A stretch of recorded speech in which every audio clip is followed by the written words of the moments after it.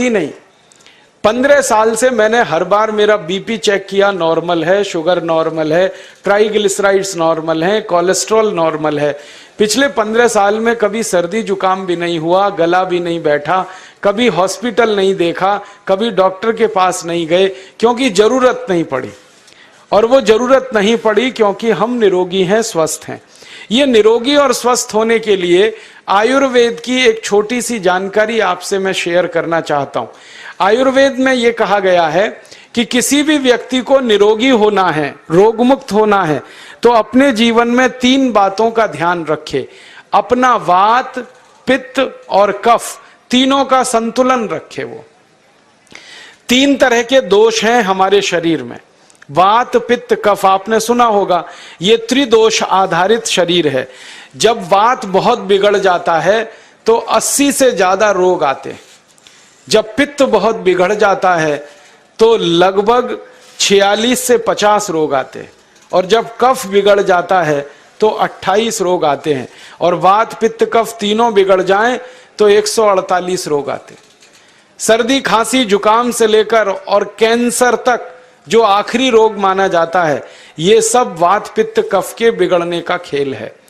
तो इस देश के आयुर्वेद चिकित्सा के सबसे महान लोगों में से कुछ नाम आप जानते हैं, जैसे चरक ऋषि, जैसे सुश्रुत ऋषि।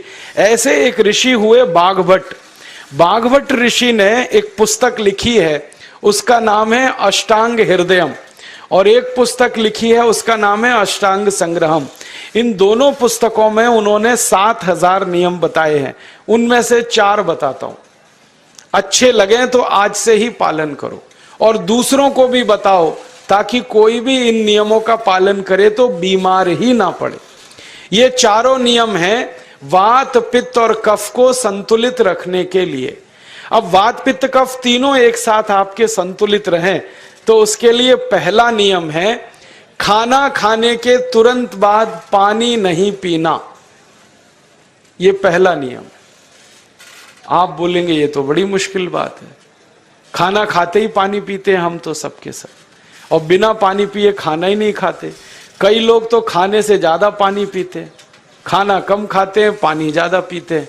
ये खाना खाने के बाद पानी कभी भी नहीं पीना, क्योंकि महर्षि बाघभट्ट कहते हैं भोजनांते विषम वारी, माने भोजन के अंत में पानी पियो तो जहर के पीने के जैसा है। इसलिए वो कहते हैं कभी भी खाने के तुरंत बाद पानी मत पियो। अब आप मुझे पूछोगे क्यों नहीं पिए, कारण बता दो। कारण मैं बताना चाहता हूं सरल भाषा में। हम जब खाना खाते हैं ना तो पेट में सारा खाना इकट्ठा होता है। पेट में एक स्थान होता है, उसको हम कहते हैं जठर। संस्कृत में, हिंदी में जठर कहते हैं, अंग्रेजी में उसको एपिगैस्ट्रियम कहते हैं, हिंदी में कुछ लोग उसको आमाशय भी कहते हैं। ये जठर छोटा सा स्थान है। आपके पेट में नाभि है ना, उसके लेफ्ट साइड में बाईं तरफ छोटा सा स्थान है। सारा खाना आपका इसी स्थान पर आता है। जो भी आप खाते हो, रोटी, चावल, दाल, सब्जी, दूध, दही, कुछ भी खाओ, सब कुछ जठर में आता है। अब जठर में जैसे ही खाना इकट्ठा होता है तो उसमें आग जलती है, और उस आग को कहते हैं जठर अग्नि। मिला के बोल देते हैं जठराग्नि। आप जैसे ही खाना खाते हो, पेट में जठर में अग्नि जलती है। वो अग्नि खाने को पचाती है, और अग्नि खाने को ऐसे ही पचाती है जैसे रसोई घर की अग्नि खाने को पकाती है। आपके रसोई घर में आप अग्नि जलाओ, उसके ऊपर दूध रख दो, दूध में थोड़ा चावल डाल दो, अग्नि जब तक जलती रहेगी खीर तब तक बनती रहेगी। आप घर में अग्नि जलाओ, उसके ऊपर पानी रख दो, उसमें दाल डाल दो, दाल की पकने की क्रिया तब तक चलेगी जब तक अग्नि जलेगी। ऐसे ही पेट में होता है। जैसे ही आपने खाना खाया, पेट में अग्नि जलती है, और जब तक अग्नि जलती है तो खाने के पचने की क्रिया चलती है। जैसे रसोई घर में खाना पकाते हैं, वैसे ही पेट में भी खाना पकता है। इसी को हम पचने की क्रिया कहते हैं, अंग्रेजी में उसको डाइजेशन कह देते हैं। तो आपने खाना खाया, पेट में अग्नि जल गई, अब वो खाने को हजम करेगी, पचाएगी।